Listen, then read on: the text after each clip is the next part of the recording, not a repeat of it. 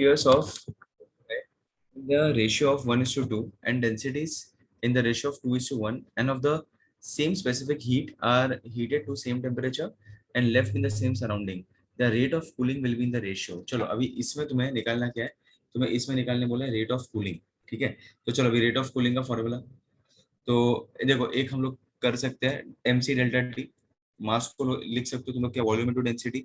इधर किसका बोला है, स्फीयर का बोला है. स्फीयर का क्या हो जाएगा, वॉल्यूम 4/3 पाई आर क्यूब रो. बराबर.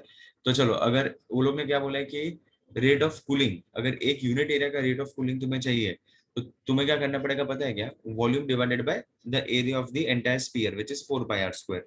तो उससे तुम्हें कुछ तो वैल्यू मिलेगा. बराबर. तो तुम्हें एक रेशियो मिलेगा, रेट ऑफ कूलिंग का एक रेशियो मिलेगा. वो रेशियो में पुटअप करेंगे तो उसका रिलेशनशिप तुम्हें एक मिल जाएगा. सो R1/R2 का रिलेशनशिप मिलेगा और ρ1/ρ2 का रिलेशनशिप मिलेगा. सो अगर एक तुम्हें चाहिए, अगर डायरेक्टली तुम्हें करना है ना रेट ऑफ कूलिंग का, so it is nothing but rate. एक सेकंड, फर्स्ट क्वेश्चन. अगर रेट ऑफ कूलिंग का करना है, रेट ऑफ कूलिंग का रेशियो ये हो जाएगा तुम्हारा R1, अगर ये रिलेशनशिप के हिसाब से R1/R2 इंटू ρ1/ρ2, ये तुम्हारा रिलेशनशिप हो जाएगा. R1/R2 into ρ1/ρ2. तो R1/R2 तुम्हारा 1:2 दिया हुआ है और ρ1/ρ2 भी तुम्हारा कितना दिया हुआ है, 2:1. ये 2:1 दिया हुआ है तो 2 कट हो जाएगा तो 1 आ जाएगा आंसर. सो ये इस तरीके से हम लोग कर सकते हैं. या फिर दूसरा ऑप्शन क्या है कि तुम लोग टिपिकली पूरा सॉल्व करो. मतलब रेट ऑफ कूलिंग को लिखो ROC, रेट ऑफ कूलिंग को लिखो MC अपॉन डेल्टा टी. ये क्या हो जाएगा, MC रेट ऑफ कूलिंग का अगर तुम्हें रिलेशनशिप निकालना है तो इस तरीके से तुम लोग निकाल सकते हो. MC delta theta with respect to time. MC delta theta upon time. Time लेना है तो ऐसे करके तुम लोग ले सकते हो. फिर मास को लिखो वॉल्यूम इनटू डेंसिटी. मास को लिखो वॉल्यूम इनटू डेंसिटी और इसको लिख दो 4/3 पाई आर क्यूब रो. इस तरीके से तुम लोग रिलेशनशिप पूरा बना सकते हो. सो मास पर यूनिट एरिया, तो मास पर यूनिट एरिया क्या हो जाएगा तुम्हारा 4/3 pi r cube rho divided by 4 pi r square. ठीक है, तो इस तरीके से तुम्हारा मास पर यूनिट एरिया तुम्हें मिल जाएगा. सो ये क्या मिल गया तुम्हें 1/3 आर रो. ठीक है, तो अगर इसको रेशियो में लोगे तो तुम्हें क्या मिल जाएगा, रेशियो में R1/R2 इक्वल टू ρ1/ρ2. तो in short R1/R2 equal to ρ1/ρ2 से तुम्हारा काम हो जाएगा. इधर से ये तुम लोग ढूंढ सकते हो. सो दोनों भी मेथड मैंने तुम्हें बताया. ठीक है, सो इस तरीके से ये तुम्हारे वर्किंग हो जाएगा. ठीक है, चलो फिर नेक्स्ट क्वेश्चन क्या है. नेक्स्ट क्वेश्चन बोल रहे थे value of the Stefan's constant is. चलो अभी स्टीफेंस कांस्टेंट का वैल्यू इसमें पूछ दिया है. तो कुछ नहीं, देखो weber metre square per kelvin raise to 4. Kelvin raise to 4 होता है, टेम्परेचर रेज़ टू 4 में जाता है. राइट, तो हम लोग इधर वही हमें यूज करना पड़ेगा. तो 5.67 एक रहता ही है इंटू 10⁻⁻8 रहता है वीबर मीटर स्क्वायर पर. वीबर बोल रहा हूँ, watt metre square, watt upon metre square per kelvin raise to 4. तो watt upon metre square per kelvin raise to 4, ये तुम्हारा ऑप्शन 1 ये तुम्हारा आ सकता है. ठीक है, चलो नेक्स्ट वाला देखो. नेक्स्ट वाला क्या बोल रहा है, an experiment takes 10 minutes to raise the temperature of the water from 0 degree Celsius and 100 degree Celsius and another 55 minutes to convert it totally into steam by a stabilized heater. The latent heat of vaporization comes out to be. चलो अभी इधर क्या निकालना है तुम्हें, latent heat of vaporization. ठीक है, तो चलो तो एक हीट तुम्हें दिया है बराबर 0 to 100 में कितना हो जाएगा. सो 0 to 100 डिग्री सेल्सियस में तुम्हें सबसे पहले वो वाटर का वो तुम्हें निकालना पड़ेगा. राइट, सो ये 0 to 60 seconds. So in short तुम्हें पूरा इसको कन्वर्ट करके इसको पूरा सॉल्व करना पड़ेगा. अरे श्रावणी, वो मैं बता रहा था कि वो रिलेशनशिप कैसे बिठा है ना, वो मैं बता रहा था. वो MC delta t with respect to time करके वो रिलेशनशिप कैसे आया R1/R2 इंटू ρ1/ρ2, वो मैं बता रहा था. और कुछ भी नहीं, कि how they are inter related. R and rho दिया है ना क्वेश्चन में, इसके लिए. ठीक है, सो चलो अभी इधर तुम्हें क्या निकालना है, एल निकालना है. बराबर. तो चलो अभी एल निकालने के लिए तुम्हें क्या करना पड़ेगा, तो इधर तुम्हारे पास जो जो है, जो जो कंडीशंस है उस तरीके से कंडीशंस तुम्हें यूज करना पड़ेगा। तो फर्स्ट क्या है, 10 मिनट बोला है, तो अगेन तुम्हें 10 मिनट में तुम्हें कन्वर्ट करना पड़ेगा। सेकंड का ऑप्शन है कोमल, ठीक है। तो 10 मिनट है, तो 10 मिनट को पहले तो सेकेंड्स में कन्वर्ट करो, राइट। और किधर तक लेके जा रहे हैं, चेंज इन टेम्परेचर कितना है तुम्हारा, 100, right. Change in temperature is 100 degree Celsius. और एज ऑफ नाउ तुम्हारे पास कुछ दिया है, 10 मिनट्स बोला है और 100 बोला है। सो W × 100 बोल दू, 0 to 100 में जाना है, तो विद रिस्पेक्ट टू टाइम कितना हो जाएगा, डिवाइड बाई 60। 1 मिनट बोला 10 मिनट बोला, तो 10 × 60, सॉरी। सो इसको हम लोग पहले तो हीट गिवन पर सेकेंड, हाँ स्टीफन कांस्टेंट का होता है ना, स्टीफन कांस्टेंट का जो वैल्यू होता है वही दिया है ना हम लोग ने।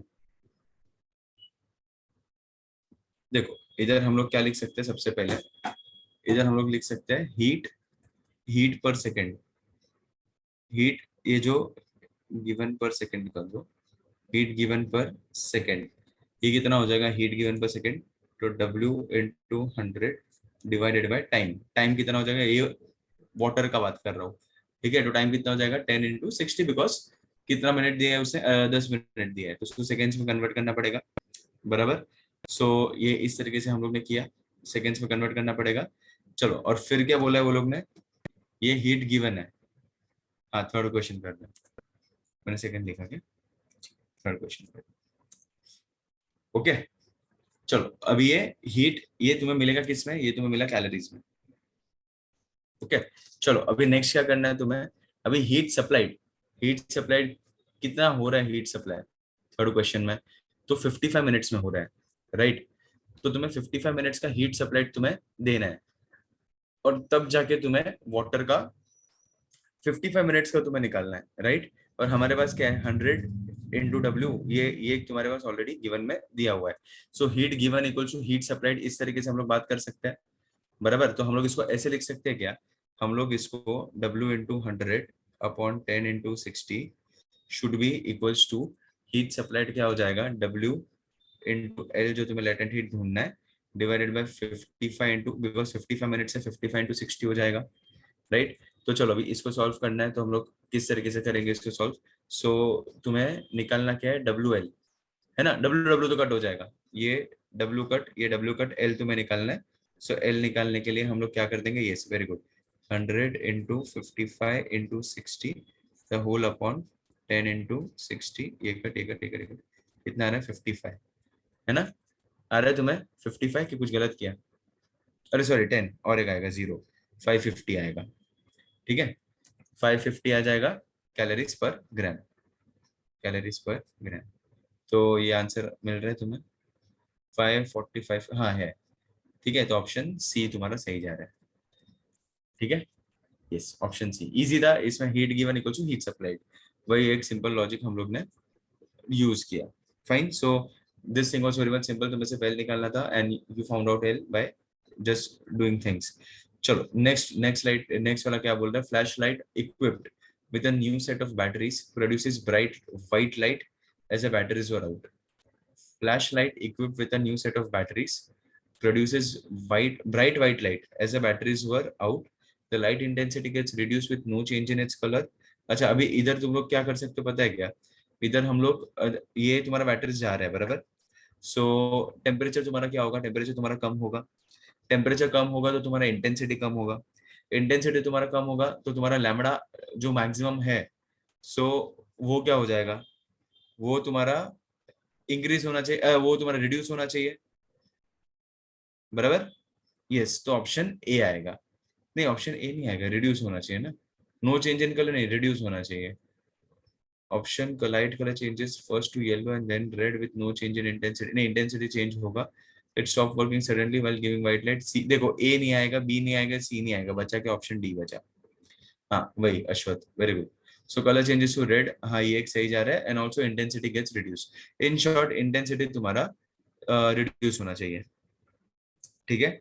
सो वो तुम्हारा रिड्यूसिंग ग्राफ रहता है, अगर तुम्हें पता हो तो इसका ग्राफ कैसा होता है, ऐसा रिड्यूसिंग रहता है, अगर याद हो तो हम लोग जो ट्रेस करते हैं, तो उसमें अपना लैम्बडा मैक्सिमम तुम्हारा टेम्परेचर जैसे जैसे बढ़ता है, तो ये लैम्बडा मैक्सिमम इधर का सबसे ज्यादा रहता है, राइट। तो इधर तुम्हारा इस तरीके से सॉल्विंग हो जाएगा। तो कौन सा था? Fourth question. ठीक है, चलो फिफ्थ क्वेश्चन करो। फिफ्थ क्वेश्चन क्या बोल रहे हैं? चलो अभी इधर ये ऐसे बोल रहे हैं फिफ्थ क्वेश्चन में दैट टेम्परेचर का बात हो रहा है। ठीक है, so the temperature of the piece of iron is 27 degree Celsius, right? तो कन्वर्ट कर दो इसको केल्विन में, and radiating energy of is at the rate of Q. Okay, so in short E दिया है तुम्हें, क्यू हाँ ठीक है, ई का वैल्यू तुम्हें दिया है if its temperature is raise to 151 degree Celsius. चलो दूसरा टेम्परेचर दिया है T2 दिया है। Okay, the rate of radiation of the energy will be approximately equal to how much. तो चलो अभी Q तुम्हें इंटेंसिटी ई का वैल्यू तुम्हें दिया है, तो हमें क्या रिलेशनशिप क्या पता है? E is proportional to T⁴, बराबर, यही स्टीफन ने बोला था। तो इधर हम लोग डायरेक्टली कर सकते हैं, इधर हम लोग E2 upon E1 equals to T⁴ upon T⁴ हो गया तुम्हारा काम। यही तुम्हें करना है, that's it. E2 upon E1 equals to T⁴ into T⁴, right? और तुम्हें E2 ढूंढना है, E1 का वैल्यू Q दिया है, राइट? तो चलो पुट अप करो।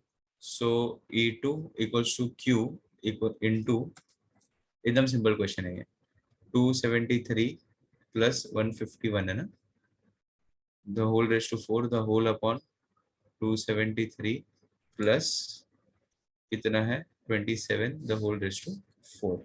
इसको सॉल्व कर दो, तुम्हारा आंसर मिल जाएगा। ठीक है, सो ऊपर कितना आ जाएगा? 200 300 370 424 आ जाएगा डिवाइड बाय 300, 424 डिवाइड बाय 300 आ जाएगा। E2 will be Q into 424 divide by 300 the whole raise to 4। इस तरीके से इसको सॉल्व करना पड़ेगा, मतलब मेहनत करो, सॉल्व करो इसको। 3 के टेबल से जा रहे हैं, जाने दो उसको 3 के टेबल से। 3 1 जा 3, 3 4 जा 12, 3 1 जा 3, बराबर है ना, 14। फिर इसको रेस टू 4 तुम्हें करना पड़ेगा बार बार, तो उसको रेस टू 4 करेंगे तो उस तरीके से पूरा इसका वर्किंग होगा। ठीक है, तो इसको सॉल्व कर दो और एक टेंटेटिव आंसर लेकर आओ इसको सॉल्व करके, तो तुम्हारा काम हो जाएगा।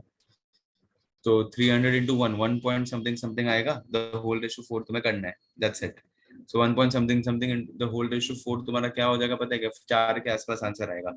सो इसका ना ऑप्शन बी सही जा रहा है, 4Q के आसपास आंसर आएगा, उससे ज्यादा नहीं हो सकता, बिकॉज 1 पॉइंट समथिंग आएगा। सो इसमें हम लोग 4Q टेंटेटिवली आंसर तुम्हारा मिल जाएगा इसमें। ठीक है, सो 4Q गोज वेल, फाइन। चलो नेक्स्ट क्या है?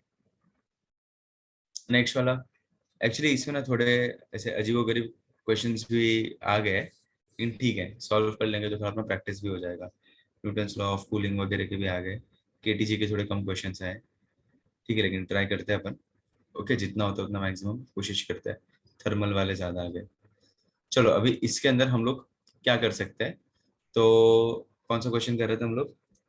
हाँ, तो this question, it says sixth question, it says the temperature, हाँ, sixth question it says the temperature of a thin uniform circular disk, अब ये यूनिफॉर्म सर्कुलर डिस्क बोल दिया है, of 1 metre diameter is increase by 10 degree Celsius. Change in temperature तुम्हें दिया है, diameter कितना दिया? 1 मीटर मतलब 0.5 इसका रेडियस हो गया, तो एरिया कितना हो जाएगा तुम्हारा? पाई आर स्क्वायर हो जाएगा। Okay, the percentage increase in the moment of inertia of the disc about an axis passing through its centre and perpendicular to the circular face, मतलब परपेंडिकुलर तो प्लेन हो गया, और अल्फा का value दिया है, और अल्फा का value दिया है, तो तुम्हें increase in movement of inertia तुम्हें निकालना है। This is your task. ये थोड़ा डिफिकल्ट क्वेश्चन है, लेकिन ठीक है, अपन कर सकते हैं। तुम्हें इंक्रीज इन एरिया निकालना है, तो पहले तो चेंज इन एरिया निकालना पड़ेगा with respect to this given condition, change in ये टेम्परेचर। सो तुम्हें 2a alpha delta theta formula use करना पड़ेगा इसके अंदर। New area will be 2a alpha delta theta, because temperature आ गया ना इधर, टेम्परेचर कंडीशन आ गया, तो उस तरीके से मुझे इसको यूज करना पड़ेगा। सो 2a अल्फा डेल्टा टी कर दो, थीटा बोलो या फिर टी नहीं, T T 2a alpha delta T कर दो, टाइम है बराबर ना। 10 क्या है तुम्हारा, किधर का क्वेश्चन? 6 वाला, हाँ 10 डिग्री सेल्सियस, सॉरी बराबर बोल रहा था, 2a अल्फा डेल्टा थीटा, उसी से करना पड़ेगा। सो ये करना पड़ेगा 2a अल्फा डेल्टा थीटा, तो this will be nothing but change in area. तो इधर से चेंज इन एरिया मिलेगा, तो change in area will be nothing but 2 into original area में चेंज कितना होता है निकालो 0.5 पाई आर स्क्वायर, 2 इंटू पाई 0.5 का स्क्वायर इंटू अल्फा का वैल्यू कितना दिया है, अल्फा का वैल्यू तुम्हें दिया है 2 टाइम्स लुकास डिस्क है बराबर। तो 11 इंटू 10⁻⁶, 11 इंटू 10⁻⁶ इंटू 10 हो जाएगा। ओके, सो इसको सॉल्व कर लो, डेल्टा ए बराबर ना, तो 5 इंटू 10⁻⁻1 बराबर उसका स्क्वायर करना है, राइट। और इसका वैल्यू कितना आ रहा है मुझे बताओ, डेल्टा ए का, डेल्टा ए का जो वैल्यू आ रहा है मुझे बताओ। डेल्टा ए का बहुत गंदा वैल्यू आएगा, पाई के टर्म्स में ही रखो चाहिए तो हम लोग ना दूसरे एरिया पे पाई के टर्म्स में ही रखेंगे। तो इसको हम लोग ना अगर पाई के टर्म्स में रखेंगे सो हम लोग 0.55 इंटू 10⁻⁴ के आसपास आ रहा है, राइट वैल्यू। 0.55 इंटू 10⁻⁴, तो ऐसा कुछ आ रहा है 0.55 इंटू 10⁻⁴ पाई, ऐसा कुछ वैल्यू मुझे मिल रहा है, ये डेल्टा ए मिल रहा है। सो नया एरिया कितना आ जाएगा, ए प्लस डेल्टा ए। देखो ये क्वेश्चन है ना, ये ऐसा सीईटी लेवल पे तो नहीं आएगा ऐसा क्वेश्चन, ठीक है, फिर भी अपन कर देते, काम में आ जाएगा। तो वापस करो इसको, पाई आर स्क्वायर से ऐड करो, सो ये कितना हो जाएगा, pi into 0.5 square plus 0.55 pi into 10⁻⁴। ये इसको अगर सॉल्व करेंगे ना तो तुम्हें फाइनल वैल्यू बहुत गंदा वाला मिलेगा। ओके, तो 0.500005 ऐसा कुछ मिलेगा, लेकिन इसमें वो ऑप्शन ने हमें सॉल्व करना ही पड़ेगा। 5000 कितना आएगा, जीरो, एक से ना कैलकुलेट कर दो, 3 ही बार आएगा 00, ये नया वैल्यू मिलेगा एरिया का, ठीक है। तो ये एरिया का तुम्हें वैल्यू मिला इधर, राइट। इसको अगर सॉल्व करोगे तो इस तरीके से तुम्हें एरिया का वैल्यू मिलेगा। तो चलो अभी इंक्रीज तुम्हें निकालना है, तो इंक्रीज निकालने के लिए क्या करोगे पता है क्या, चेंज निकालना पड़ेगा। सो चेंज कैसे निकालते हैं, a minus a dash the whole upon a dash, ये करना पड़ेगा तुम्हें, a minus a dash the whole upon a dash. So in short ये पाई आर स्क्वायर, पाई पाई तो जाने दो सबका बराबर, तो आर स्क्वायर सिर्फ बचेगा, या फिर ए डैश डायरेक्टली भी तुम लोग ने पुट अप कर दिया तो भी तुम्हारा काम हो जाएगा, ठीक है। तो जैसे कंफर्टेबल लगता है वैसे तुम लोग पुट अप कर सकते हो। सो इधर क्या आ जाएगा तुम्हारा 0.55, मतलब देखो ना कैसे आ जाएगा, 0.500055 माइनस 0.5 द होल अपॉन 0.5, इस तरीके से तुम्हारा वर्किंग हो जाएगा। तो ये सॉल्व करने के बाद तुम्हें टेंटेटिवली वैल्यू जो मिलेगा, that value will be around 0.022, इसको सॉल्व करने के बाद।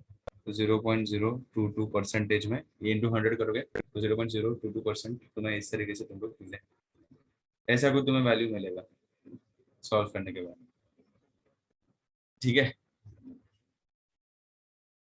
सो इस तरीके से तुम लोग सॉल्व कर सकते हो इसको, and you can get the final value, ऐसा है, फाइन। ऐसा कुछ वैल्यू तुम्हें मिलना चाहिए। इंक्रीज किया, increase in moment of inertia हम लोग ने किया है, दैट्स इट।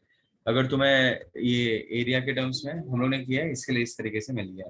तो ये ऐसे स्टेप्स करते हैं, सी ऐसा क्वेश्चन हमें नहीं आने वाला है, ठीक है। ये जो क्वेश्चन है इस तरीके का क्वेश्चन हमें नहीं आएगा, ये आ गया है क्वेश्चन, लेकिन ऐसा क्वेश्चन हमें नहीं मिलेगा।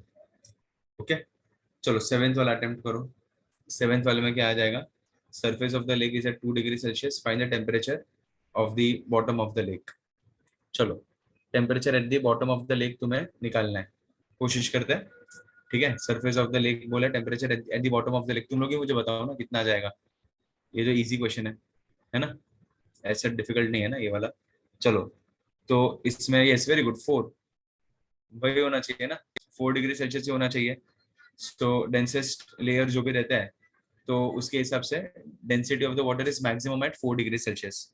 सो टेम्परेचर विल बी, मैम उस टाइम पे उधर टेम्परेचर भी कितना हो जाएगा, 4 डिग्री सेल्सियस ही हो जाएगा। तो तुम्हारा एकदम इजी क्वेश्चन हो गया, ठीक है। चलो नेक्स्ट वाला करो, एथ वाला। The rate of radiation of the black body at 0 degree Celsius is E joule पर second, the rate of radiation of this black body at 273 degree Celsius will be how much? So ये भी तुम्हारा same ही formula आ जाएगा, क्या आ जाएगा, E1 upon E2 बराबर, change करो, एथ वाला कर रहे हैं, E1 upon E2 will be nothing but T1/4 and T2/4, ऐसे ही आ जाएगा, E1 upon E2 equals to T1/4 and T2/4, ठीक है। तो चलो पुटअप कर दो, क्या आ जाएगा, तो इधर क्या है तुम्हारा, E1 upon E2,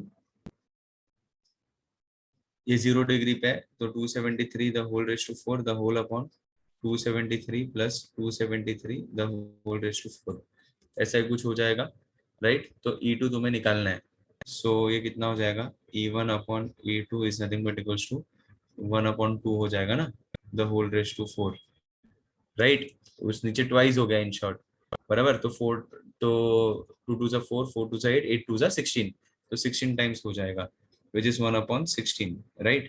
So E2 is nothing but 16 times of E1. कौन सा ऑप्शन बेटर है एथ वाले में, देख लो। सो ऑप्शन ए बेटर है, ठीक है। चलो फिर नेक्स्ट क्या है, चलो नेक्स्ट क्या है, 30, ये कौन सा किया हम लोग ने, एथ। 9th वाला थियोरेटिकल क्वेश्चन है, a bimetallic is made of two strips A and B having coefficient of linear expansion alpha and alpha b, and alpha is greater than alpha b, then on heating the strip will be, अच्छा तो strip will जो भी है क्या हो जाएगा इसमें, bend with b on outer side आएगा because alpha is greater, बराबर, alpha a ज्यादा है, ओके। और बायोमेटेलिक स्ट्रिप है, दो स्ट्रिप्स है और दोनों का ए एंड बी है और कोएफिशिएंट ऑफ लीनियर एक्सपेंशन दिया हुआ है, सो ए अल्फा ए ज्यादा है, तो इसके लिए हमें क्या बोलना पड़ेगा कि बेंड विद बी बाहर की तरफ, वो एक ऑप्शन सही जा रहा है विद रिस्पेक्ट टू अल्फा, उसका प्रॉपर्टी तुम लोग उस तरीके से हम लोग कर सकते हैं, ठीक है। चलो नेक्स्ट क्वेश्चन करते हैं, नेक्स्ट क्वेश्चन क्या आ जाएगा, सो बेंड विद ये हो गया, 9th 10th वाला करता है, the end A of a rod AB of length 1 meter is maintained at 100 degrees Celsius and the end B at 10 degrees Celsius. The temperature at a distance of 60 centimeter from the end B will be how much? The end A of the rod AB of length 1 meter is maintained at 100 degrees Celsius. End B दिया है, ठीक है। So एक दिया हुआ है तुम्हें 10, एक दिया है 100. The temperature of the distance of 60 centimeter from the end B, मतलब 1 मीटर का रॉड है, एक से दूसरा साइड से तुम्हें निकालना है, बराबर। B option, Shravani option B जा रहा है 9th में, ओके। तो चलो इधर क्या आ जाएगा, let's say for example draw करते हैं तो अच्छे से शायद समझ में आएगा। नेक्स्ट पेज ही लेते हैं 10th वाले का,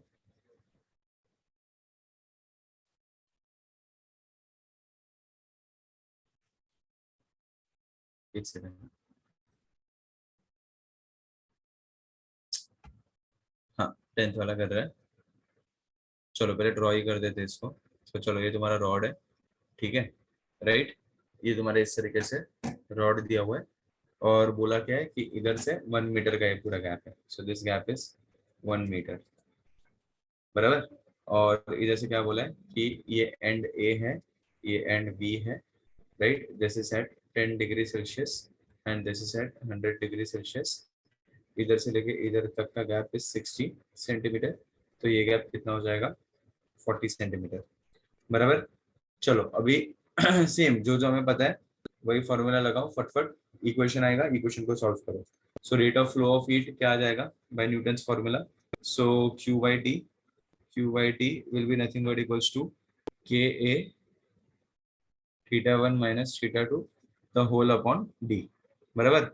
तो डिस्टेंस आ जाएगा इसका, यही सेम फॉर्मूला जो अपन करते हैं हमेशा, सो इसके हिसाब से दोनों वैल्यूज लगा दो, जो भी वैल्यूज है, दो दो वैल्यूज तुम्हें दिया है, तुम्हें कॉमन वैल्यू निकालना है, तुम्हें थीटा का वैल्यू चाहिए, सो मैं ऐसा बोल सकता हूँ के ए फर्स्ट क्या है 100 minus theta the whole upon 40 equals to, इधर भी क्या आ जाएगा K A theta minus 10 final value the whole upon D, sorry D नहीं 60, बराबर, the whole upon 60, right.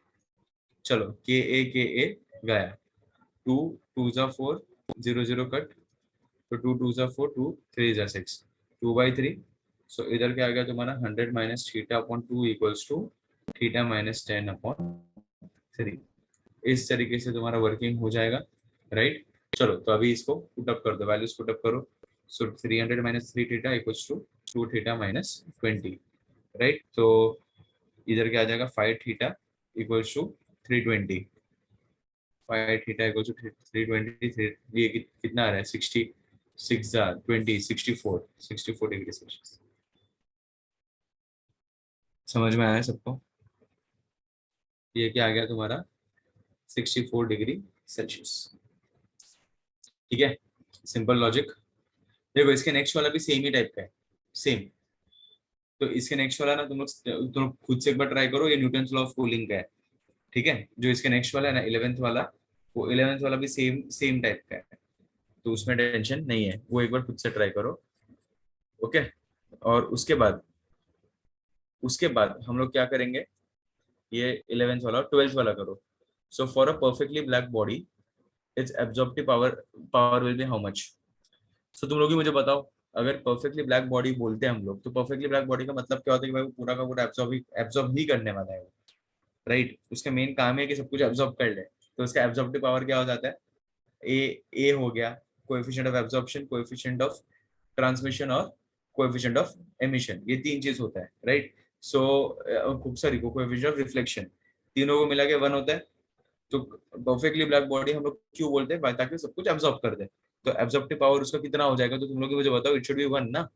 Absorptive power बोले रहे कि परफेक्टली ब्लैक बॉडी है तो सब कुछ एब्जॉर्ब करना चाहिए, तो 1 हो जाएगा, ठीक है। तो ये तुम्हारा काम हो गया। चलो 13th वाला करो।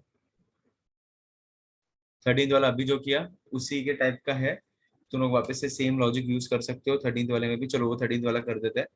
इन a steady state of thermal conduction, temperature of the ends A and B of a 20 centimeter long rod are 100 degrees Celsius and 0 degrees Celsius respectively. What will be the temperature of the rod at a point at a distance of 6 centimeter from the end A of the rod? चलो तो अभी इधर क्या बोला, and ए से 20 centimetre लंबा rod है, और तुम्हें इधर टेम्परेचर ग्रेडियंट का फॉर्मूला करके तुम लोग इसको सॉल्व कर सकते हो इफ यू वांट, ठीक है। बिकॉज ये थोड़ा इजी हो जाएगा, ऐसा बहुत ज्यादा डिफिकल्ट नहीं होगा, मतलब इजीली तुम लोग इसको सॉल्व कर सकते हो। टेम्परेचर सारे दिए हुए हैं। सो जो भी तुम्हारा टेम्परेचर ग्रेडियंट होगा स्टेडी स्टेट कंडीशन में, वो तुम्हारा बदलने वाला तो है नहीं। तो तुम्हें इस तरीके से रॉड दिया हुआ है, कौन सा है ये 13th,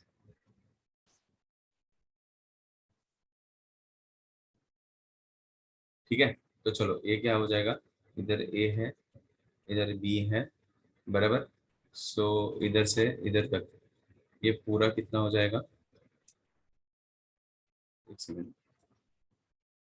चलो ये इधर से इधर तक ये पूरा कितना हो जाएगा, इधर से इधर ये 20 सेंटीमीटर बोला है, राइट। इधर से इधर तक ये 20 सेंटीमीटर बोला है, और ये कितना बोला है by the way, this is perfectly black body. एक सेकंड ना, हाँ। अगर ये 20 सेंटीमीटर है, 6 सेंटीमीटर है एक साइड, ये 6 है, इतना 6 ले लो। इधर 100 है, 100 डिग्री सेल्सियस, और इधर 0 डिग्री सेल्सियस, बराबर। ऐसे ही क्वेश्चन तुम्हें दिया हुआ है, तो वही अपन कर सकते हैं ना, कि भाई तुम्हें जो टेम्परेचर ग्रेडियंट दिया है उसके हिसाब से रेशियो ले लो। जो भी तुम्हें टेम्परेचर ग्रेडियंट दिया है वो टेम्परेचर ग्रेडियंट का रेशियो ले लो। तो विद रिस्पेक्ट टू लेंथ ही होगा ना, temperature with respect to length, और तो क्या ही होगा। सो मैं ऐसा बोल सकता हूँ that 100/6 equals to theta x,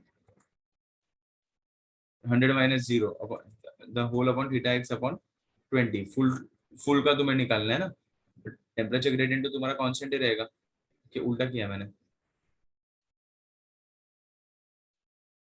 उल्टा किया ना, 100/100 माइनस 0, हाँ तो डिवाइड बाई 20 का हो जाएगा, सॉरी। नहीं नहीं नहीं रुको, ये गलत फॉर्मूला लगा दिया। टेम्परेचर ग्रेडियंट का थीटा ऐसा हो जाएगा, 2 थीटा आ जाएगा ना तुम्हारा, 2 थीटा आ जाएगा, राइट।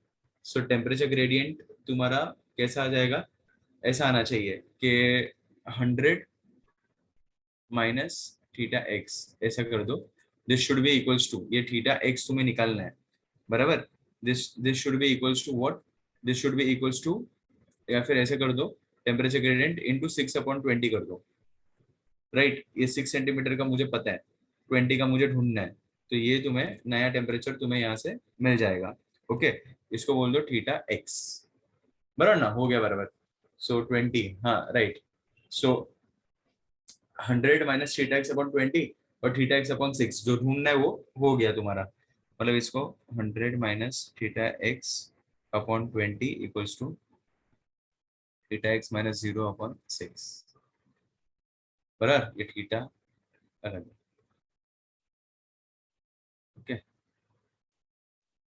राइट, ऐसे ही होगा कुछ तो। ये थीटा एक्स को तुम लोग ये 0 ले लो, ये 100 माइनस 0 है, 100 माइनस 0 है ये, 100 माइनस 0, 100 माइनस 0, थीटा एक्स ढूंढना है, ठीक है। तो क्या आ जाएगा, 100 into 6/20 equals to theta x, 2 1 2, 2 5 10, 6 5 30, so theta x is 30 degree, ठीक है। गलत नहीं किया ना मैंने कुछ, 6/20 बराबर। तो ये कितना आ रहा है तुम्हारा, theta x 30 degree Celsius minus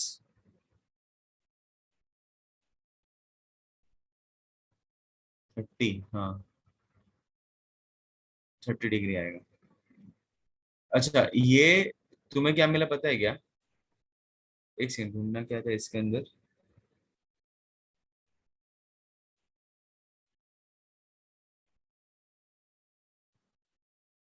6 centimetre from A and, okay 6 centimetre, minus तो नहीं होगा, तो ऑप्शन, अच्छा टोटल 100, अगर 100 में से मैं 30 को भी सब्ट्रैक्ट करना पड़ेगा, because 6 centimetre from A and बोला है, बराबर, तो रिड्यूसिंग नेचर होगा।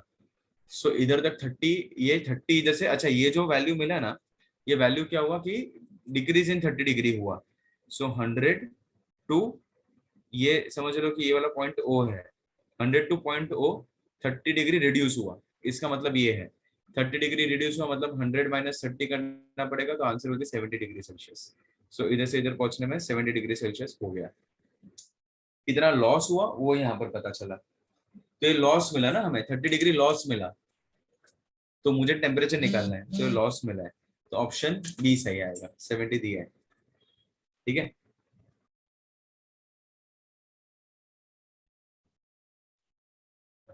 ओके, तो इस तरीके से तुम्हारा काम हो गया है यहाँ पर। देखो ये इधर कैच यही था क्वेश्चन में, वरना हम लोग नन ऑफ दी अबव या फिर गलती से -30 मार्क कर दे 13th वाले में, राइट, तो ये झोल हो जाता, फिर गलत हो जाता। चलो नेक्स्ट वाला करते हैं, आज जल्दी खत्म होना चाहिए अपना, 14th क्वेश्चन पे पहुंच गए अपन।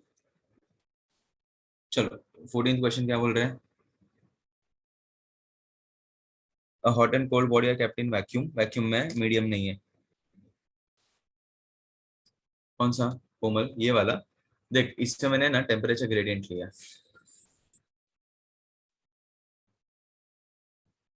इधर देख अभी तुरंत समझ जाएगा, तो शायद फॉर्मूला ही नहीं पता था, टेम्परेचर पर यूनिट लेंथ,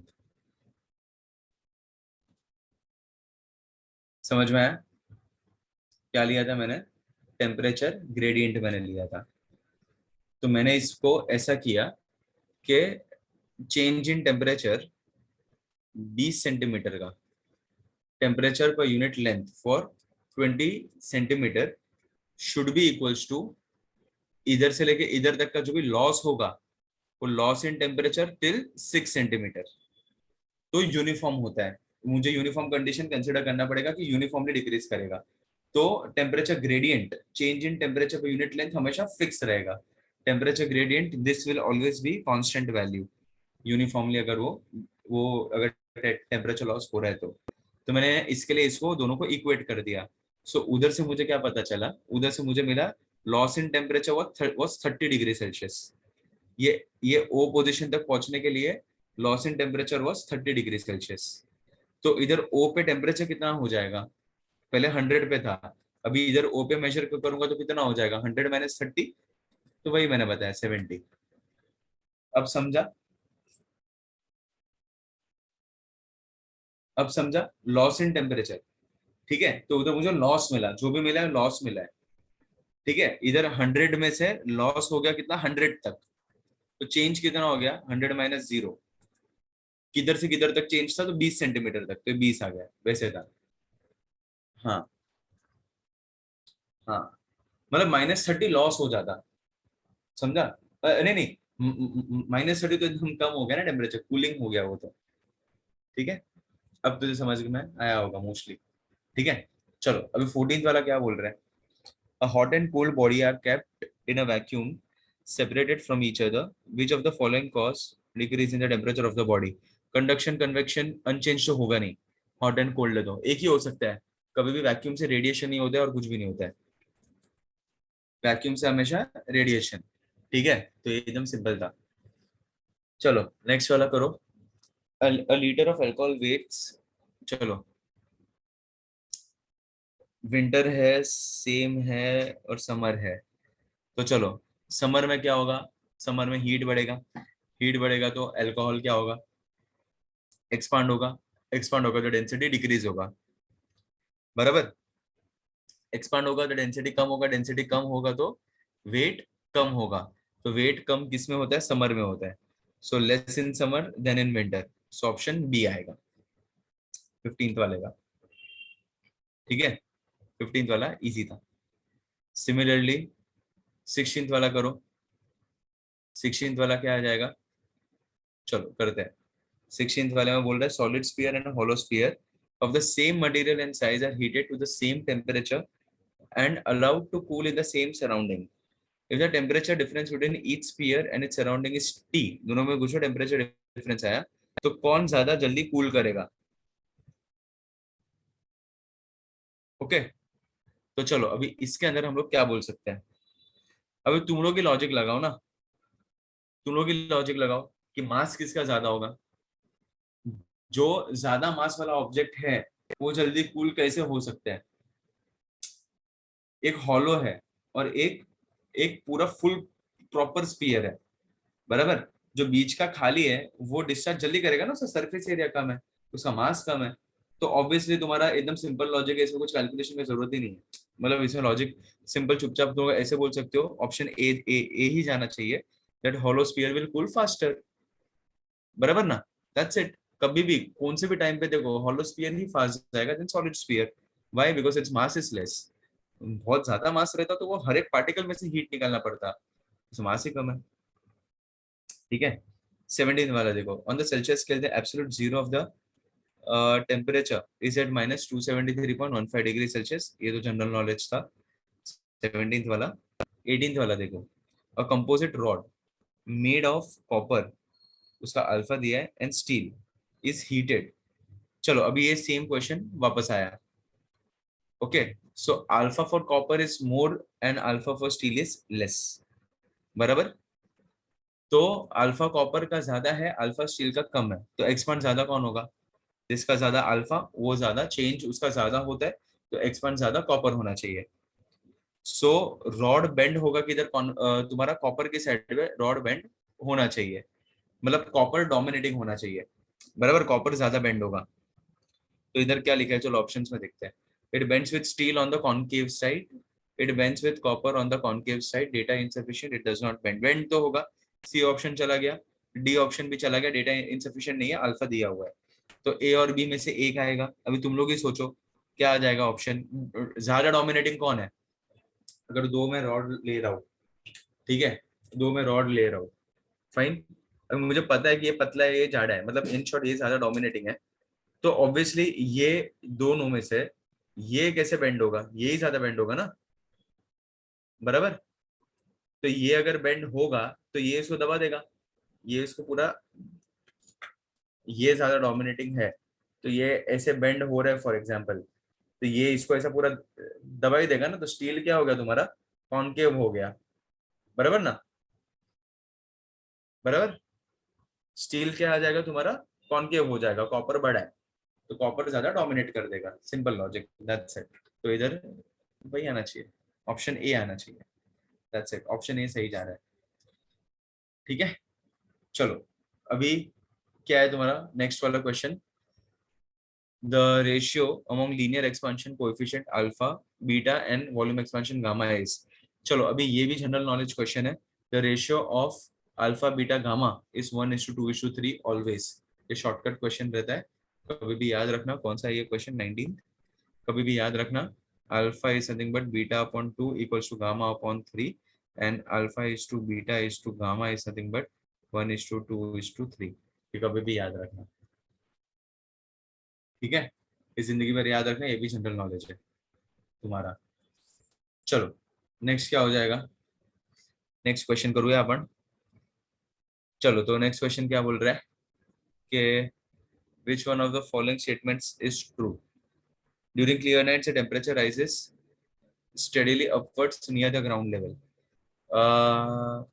देख सकते हैं, सोचते हैं। Newton's law of cooling, an appropriate form of Stephen's law, is valid only for natural convection। Okay, convection मतलब तुम्हारा चाय कैसे बनता है, तुम्हारा एनर्जी ट्रांसफर भी होता है और ऑब्जेक्ट भी ट्रांसफर होता है। तो न्यूटन्स लॉ ऑफ कूलिंग वो होता है, न्यूटन्स लॉ ऑफ कूलिंग में obviously natural convection it works well. ठीक है, बी ऑप्शन सही लग रहा है। सी देखते हैं, the total energy emitted by the black body per unit time per unit area is proportional to the square of the temperature. No, T/4 होता है। सी ऑप्शन गए। Okay, two spheres, D option देखो, two spheres of same material have radii 1 metre 4 metre temperature so and so, the energy radiated per second by the first sphere is greater than the energy radiated. Impossible, नहीं होगा। बराबर, ऐसा possible नहीं है कि हम लोग ऐसे डायरेक्टली बोल दें कि एनर्जी रेडिएटेड इसका ज्यादा होगा। ओके, फर्स्ट स्पीयर ग्रेटर बोल रहा है एंड सेकंड स्पीयर का कम बोल रही है। तो डी ऑप्शन भी ऐसे हम लोग जजमेंट नहीं ले सकते, तो डी ऑप्शन भी गया। तो इन शॉर्ट देखो, टेम्परेचर राइजेस मतलब टेम्परेचर राइजेस क्यों होगा अगर नियर द ग्राउंड लेवल, और ऊपर मतलब ग्राउंड लेवल से ऊपर जाएंगे तो राइज होगा। तो वो एक ऑप्शन ए भी नहीं बैठ रहा है, तो मतलब इन शॉर्ट ऑप्शन बी ही सही लग रहा है। ठीक है, ऑप्शन बी ही सही लग रहा है because Newton's law of cooling वो और स्टीफन्स लॉ वो कन्वेक्शन के टाइम पे न्यूटन्स लॉ ऑफ कूलिंग होता है वो। इसके लिए वो तुम्हारे कन्वेक्शन करंट्स बीचेस पे जो तुम्हारे विंड्स मिलते हैं उसको हम लोग कन्वेक्शन करंट्स बोलते हैं, तो उसी की वजह से ही होता है वो। तो Newton's law of cooling goes well, तो ऑप्शन बी ही सही लग रहा है और कुछ नहीं जाएगा। ठीक है, चलो नेक्स्ट करते हैं, जल्दी हो जाएगा आज अपना। कितने क्वेश्चन है? नहीं नहीं नहीं, है और ज्यादा क्वेश्चन है। चलो नेक्स्ट करते हैं, कौन सा किया है हम लोग ने। चलो 21st वाला करते हैं। Two temperature scales A and B are related as so and so, at which temperature the two scales have same reading. So दोनों का सेम रीडिंग आएगा तो क्या हो जाएगा, दोनों को जो भी है तुम्हारा ए और बी का जो वैल्यू इधर दिया दोनों को इक्वेट कर दो, या तो दोनों को बी बोल दो या तो दोनों को ए तुम लोग बोल दो। तो इधर मैं ऐसा लिख सकता हूँ क्या फिर, उसको इक्वेशन बना के इसको सॉल्व कर दो, तुम्हारा काम हो गया। दैट्स इट, ज्यादा तो कुछ नहीं होगा। कौन सा क्वेश्चन नंबर है ये? 21। चलो क्वेश्चन नंबर 21 में क्या बोल, मैं ऐसा लिख दूं, a-42/110 equals to a-72/220। 0 0 cut, 22a minus 22 into 42 equals to 11a minus 11 into 72। ठीक है, सो ये क्या आ जाएगा, 11a equals to 22 into 42 minus 11 into 72। ऐसे सॉल्व कर दो, तुम्हारा काम हो गया।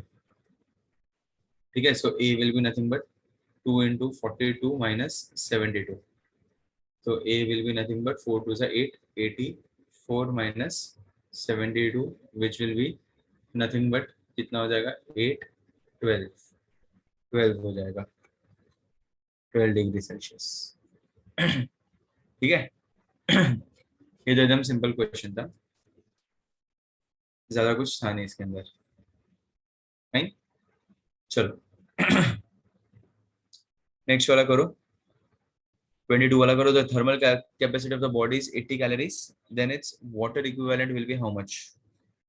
सो वही होता है तुम्हारा, वाटर इक्विवेलेंट 80 ग्राम होगा। बराबर, क्या बोल रहे हो बेटा सर? 22 हाउ, 0 0 कट, समझा ना? हाँ तो ये 80 होता है, thermal capacity of the body is express in calories and that is equal to water equivalent of the body express in grams. वो दोनों सेम ही होता है कभी भी, ये याद रखना। तो अगर वो बोल रहा कितना है, वो तुम्हें 80 कैलोरीज बोल रहा है ना, तो 80 कैलोरीज का 80 ग्राम हो जाएगा। ओके, वही होता है कैलोरीज और ग्राम, वैसे तुम लोग कंपेयर कर सकते हो। चलो, same the thermal capacity of 40 gram of aluminium of specific heat तुम्हें दिया हुआ है। तो थर्मल कैपेसिटी चाहिए, तो एम सी कर दो, एम इंटू सी कर दो, तो 40 इंटू 0.2 कर दो, तो 0.042 8 आ जाएगा आंसर है ऑप्शन में, ऑप्शन डी। बराबर, ये एकदम सिंपल हो गया, ज्यादा कुछ दिया नहीं था, स्पेसिफिक हीट डायरेक्टली तुम्हें दिया हुआ है, तो तुम्हारा काम हो गया। एम इंटू स्पेसिफिक हीट कर दो, you are good to go. तो 40 इंटू 0.2 विच इज 8, तो 8 आ जाएगा तुम्हारा आंसर। ठीक है, ये कौन सा था, क्वेश्चन नंबर 23। हाँ, 24th वाला करो। The earth radiates in the infrared reason of the spectrum. The spectrum is currently given by Wien's law, Planck's radiation। चलो बताओ तुम लोग ही मुझे बताओ, 24, 25, 26 तुम लोग ही मुझे बताओ, एकदम सिंपल है। चलो सो इधर क्या आ जाएगा, इधर आ जाएगा प्लैंक्स लॉ ऑफ रेडिएशन होता है उसमें। ये ठीक है, ये ऐसे थियरी, ये एकदम ज्यादा ही थियोरेटिकल हो गया। ये इसमें प्लैंक्स लॉ ऑफ रेडिएशन होता है। सेकेंड देखो, 25th वाला देखो, विच of the following law states that good absorbers of heat are good emitters। So good absorbers of heat और गुड एमिटर से बोला था किरचॉफ बाबा ने, तो इधर क्या आ जाएगा तुम्हारा किरचॉफ्स लॉ। ठीक है, सो इधर हम लोग पुट अप कर सकते हैं Kirchhoff's law of radiation, right. So ये तुम्हारा काम हो जाएगा, गुड एब्जॉर्बर्स, राइट। चलो नेक्स्ट क्या है तुम्हारा, 26 वाला देखो। 26 वाला ग्राफ तो उन्होंने काफी सारी जगह पे किया भी होगा, 26 वाला ग्राफ, राइट। तो देखो, the following figure represents a temperature versus time plot for a given amount of a substance when heat energy is supplied to it at a fixed rate and at a constant pressure. चलो तो 26 वाले का क्या आ जाएगा, तो देखते हैं। इधर 26 वाला बोल रहा है कि A to B and E to F phase change, phase change B to C में हो रहा है और डी टू ई में हो रहा है, बराबर ना। फेस चेंज ये दो ही जगह पर होता है, टेम्परेचर वर्सेस टाइम में, जहाँ पे कांस्टेंट हो जाता है और उसके बाद फेस चेंज होता है। तो डी ऑप्शन ही सही जा रहा है और कुछ भी सही नहीं जा रहा है। ठीक है, सो ऑप्शन डी आ जाएगा। ठीक है, चलो उसके बाद, चलो क्या है, लिक्विड, एक सेकेंड है, ये कौन सा किया था हम लोग ने, एक सेकेंड है, गायब हो गया।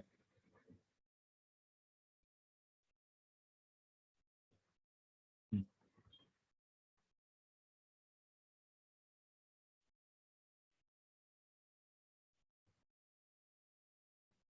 हाँ, चलो 3। चलो, a liquid into in a beaker has temperature theta t and time t at theta t 0, temperature surrounding, then the according to Newton's law of cooling, the correct graph between log of theta minus theta naught and t will be how much। चलो अभी इधर क्या बोला है कि तुम्हें graph बताना है तुम्हें। ठीक है, तो ग्राफ कौन सा आ जाएगा, graph will be straight line, reducing nature and straight line, log बोला है वो लोग ने, बराबर। तो ऑप्शन कौन सा आ जाएगा, ऑप्शन ए ही जाता है। ये न्यूटन लॉ ऑफ कूलिंग का ग्राफ यही होता है। ठीक है, कभी भी ऐसा ग्राफ व्राफ पूछ लिया, न्यूटन लॉ ऑफ कूलिंग, ठंडा हो रहा है विद रिस्पेक्ट टू टाइम, तो टेम्परेचर तुम्हारा कम कम कम कम कम होते जाएगा, सो ऑप्शन ए जाएगा। ठीक है, चलो नेक्स्ट वाला करो। The portion A B of the indicator diagram representing the state of matter denotes. चलो, सो ये इधर प्रेशर और वॉल्यूम है, राइट। सो अभी फर्स्ट केस में क्या हो रहा है पता है क्या, सो जो भी ए बी में तुम्हारा वॉल्यूम क्या हो रहा है, ए बी में क्या हो रहा है, वॉल्यूम ए टू बी अगर देख रहे हैं तो डिक्रीजिंग नेचर है, बराबर। सो हम लोग ऐसे कंसिडर कर सकते हैं कि प्रेशर भी तुम्हारा कम हो रहा है और वॉल्यूम तुम्हारा बढ़ रहा है। तो प्रेशर कम हो रहा है, वॉल्यूम बढ़ रहा है, ये होता है तुम्हारा लिक्विड। ठीक है, सो इधर हम लोग यही बोल सकते हैं लिक्विड स्टेट ऑफ मैटर। फिर कांस्टेंट, फिर वापस प्रेशर और कम हो रहा है लेकिन वॉल्यूम वापस बढ़ रहा है, सो ये लिक्विड स्टेट ऑफ मैटर तुम लोग बोल सकते हो। फिर वो चेंज हो सकता है गैशियस में। सो हम लोग इधर ये इनिशियली वॉल्यूम है ना थोड़ा सा, तो हम लोग उसको यही बोल सकते हैं लिक्विड स्टेट ऑफ मैटर, वही जाएगा तुम्हारा। ठीक है, तो ऑप्शन ए आ जाएगा। 29th वाला देखो, ये सारे ग्राफिकल क्वेश्चंस। 29th वाला देखो, तो चलो, which of the following graphs correctly represents the relationship between E and T, where E is the amount of radiation emitted per unit time from the unit area of the body and T is the absolute temperature. तो तुम लोग ही मुझे बताओ, Stefan's law, E equal to sigma T raise to 4 होता है, बराबर, और E is proportional to T raise to 4 होता है। सो इधर ये तुम्हारा जाएगा किसे पता है, सब लॉग में है, तो मतलब in short they are directly proportional.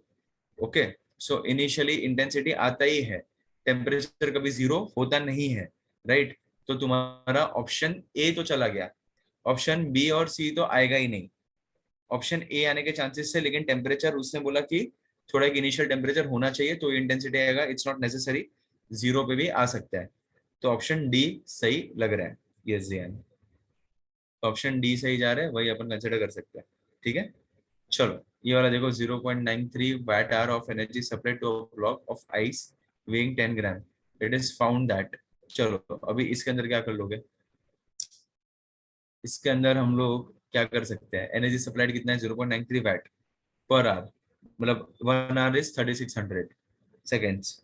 सो वो एनर्जी तुम्हारा कितना हो गया, 0.93 इंटू 3600 करना पड़ेगा, और फिर उसको हीट हीट रिक्वायर्ड कितना है तुम्हारा, क्या बोला है उसने, 10 ग्राम है, वेट कितना है 10 ग्राम, और ये कितना दिया है तुम्हें, entire block at 4 degree Celsius. Okay, M C delta T एक कर सकते हैं। सो ब्लॉक रिमेन्स अनचेंज तो नहीं होगा, डी ऑप्शन चला गया, the entire block melts and the water attains a temperature of 4 degree Celsius. नहीं, ऐसे कैसे, देखो 3348 जूल्स के आसपास आ रहा है आंसर, 0.93 मतलब वो उतना एनर्जी है, बराबर। तो अगर उतना एनर्जी आया फिर उसका टोटली मेल्ट कर देगा, तो ये जो 10 ग्राम का ब्लॉक, ऐसा लग तो नहीं रहा है कि वो टोटली ब्लॉक कर देगा वो, राइट, बिकॉज एक्चुअली थोड़ा डेटा इसमें कम दिया है। देखो इसमें हम लोग ऐसे ही बोल सकते हैं कि the entire block just melts, entire block just melts, इसमें और कुछ जाएगा नहीं, अनचेंज नहीं आएगा, हाफ ब्लॉक मेल्ट्स हम लोग ये बोल नहीं सकते, और 4 डिग्री सेल्सियस अटेंड कर देगा ये भी हम बोल नहीं सकते, सी ऑप्शन सही जा रहा है, जस्ट मेल्ट्स। हाँ, टाइम देना चाहिए था, अगर टाइम दिया रहता ना तो शायद, मे बी शायद इसमें क्वेश्चन में एरर लग रहा है मुझे, टाइम देना चाहिए था इसमें, एनर्जी दिया है, टाइम नहीं दिया है। जैन, तो एज ऑफ नाउ हम लोग इसको सी रखते हैं, एंटायर ब्लॉक जस्ट मेल्ट्स। ठीक है, चलो नेक्स्ट करते हैं। चलो ये क्या बोल रहे हैं, 3 rods of same dimension have thermal conductivities 3 kelvin, 2 kelvin and 1 kelvin, 3 के 2 के 1 के ऐसा कुछ दिया हुआ है। ठीक है, they are arranged as shown in the figure given below with their ends at 100 degree Celsius. ठीक है, एक का एंड 100 है, एक का 50 और एक का 20 है। The temperature at the junction will be how much. चलो अभी टेम्परेचर एट द जंक्शन तुम्हें निकालना है, तो मतलब ये मेहनत का काम है।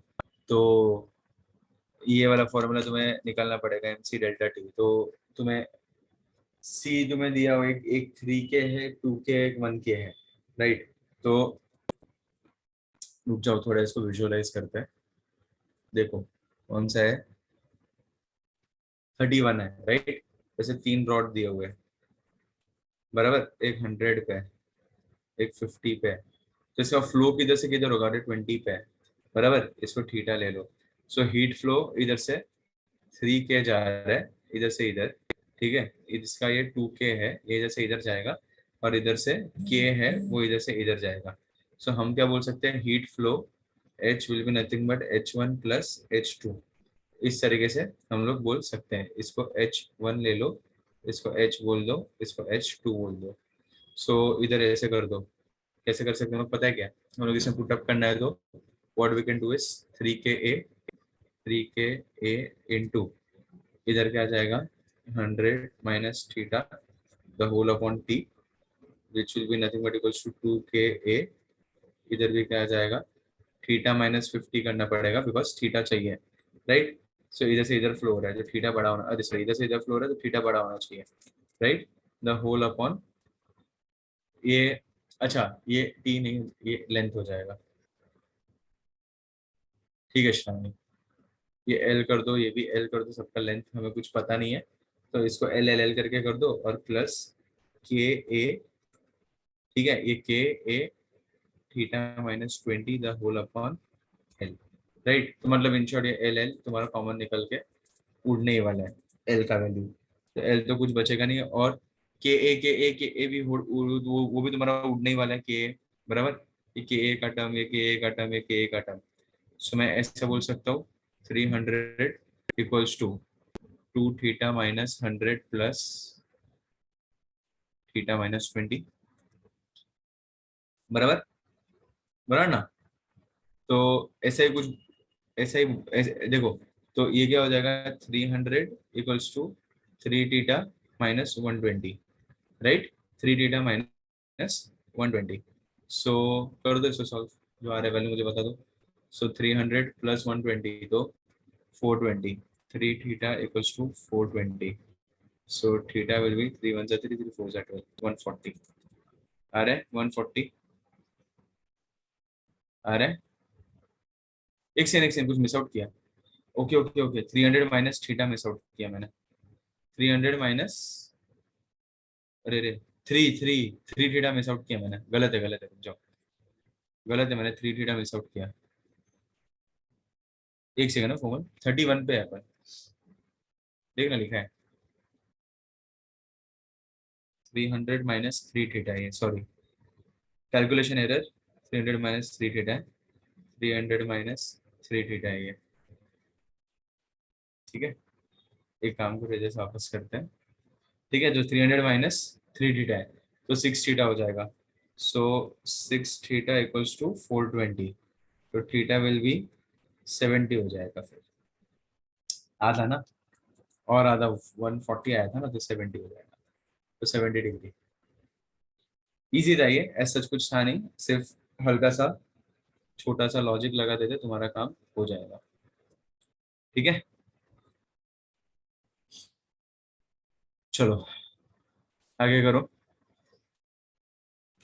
एक आधा क्वेश्चन इसमें से होमवर्क में मिलेगा तुम्हें। चलो नेक्स्ट क्वेश्चन करते हैं, melting point of ice increases with increasing temperature, melting point नहीं, डिक्रीजेस विद इंक्रीजिंग प्रेशर, ये हो सकता है, प्रेशर बढ़ेगा तो मेल्टिंग पॉइंट कम होते जाएगा, ठीक है, इंडिपेंडेंट ऑफ प्रेशर नहीं होता है, प्रोपोर्शनल टू प्रेशर भी नहीं, ऐसे नहीं बोल सकते, डिक्रीज होगा वो, ठीक है, मेल्टिंग पॉइंट कम होगा अगर प्रेशर में बढ़ाऊंगा तो, ये सही लॉजिक बैठ रहा है। 32 हो गया, 33 हो गया, the surface temperature of the stars is determined using, चलो, तो surface temperature of the star, कोई भी स्टार हो तो हम लोग उसको डिटरमाइन करते हैं only by using Wien's law, Wien's displacement law ही यूज होता है, उसी से ही हम लोग सरफेस टेम्परेचर निकालते हैं स्टार्स का, वही एक मेन लॉजिक रहता है। 33, 34 वाला अपन ने already, E is proportional to T raise to 4 वाला क्वेश्चन है, वो ऑलरेडी हम लोग ने बहुत बार कर दिया है, तो 34 वाला एक बार तुम लोग खुद से देख लो, 34 वाला कुछ नहीं है, सेम क्वेश्चन है, हम लोग ने ऑलरेडी एक बार displacement law E proportional to theta raise to 4 T raise to 4 वाला अपन ने कब से किया हुआ है, तो 34 वाले होमवर्क में करो।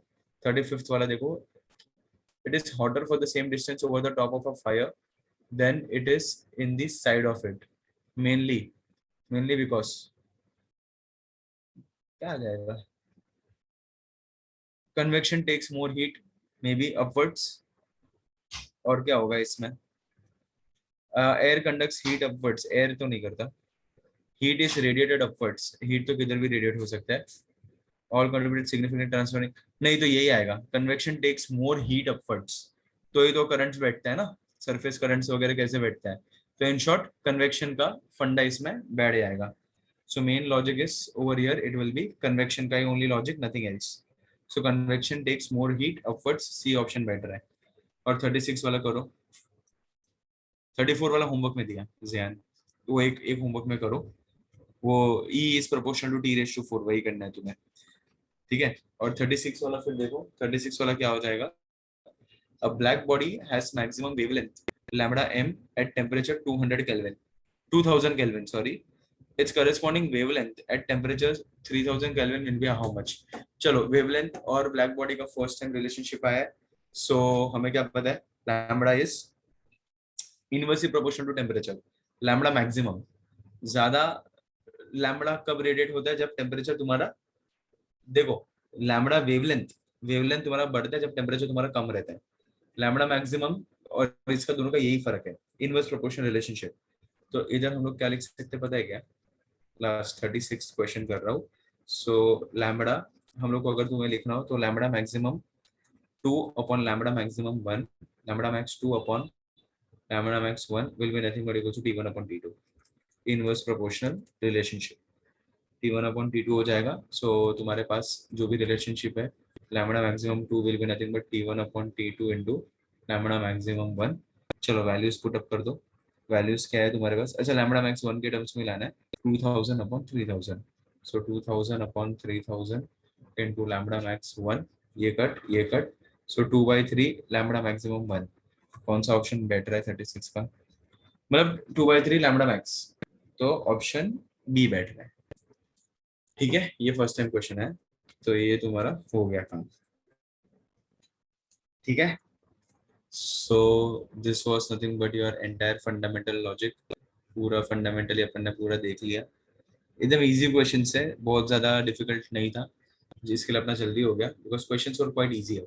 एज सच बहुत ज्यादा टीडियस क्वेश्चंस नहीं थे इसके. सो अपना काम थोड़ा जल्दी हो गया, बट इट वाज गुड, अच्छा था. ये ऐसे क्वेश्चंस उन लोग को, मतलब इसमें से थियोरेटिकल हीट हमेशा थोड़ा इजी जाता है. हीट में ऐसा इशू नहीं होता है ज्यादा. ठीक है. चलो. सो ठीक है, हो गया. ठीक है, will and it here today. मिलते हैं अगले बार, मिलते हैं.